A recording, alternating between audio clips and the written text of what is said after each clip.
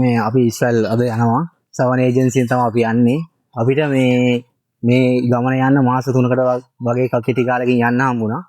අපිට තියෙන ඇත්තම සවන් ඒජන්සි ගැන කියන්න මොන දේ නැතත් කොයි වෙලාවෙ කෝල් එක ගත්තත් ආන්සර් කරා. අපි වෙනුවෙන් හැමදේම හොයලා බැලුවා.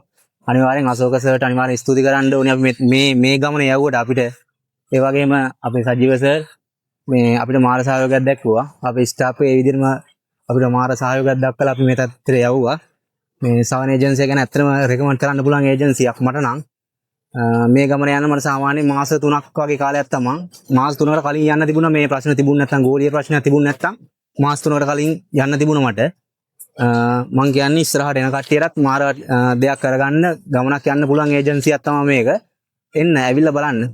ඕන වෙලාවක ගමනක් යන්න පුළුවන් ඒජන්සියක්.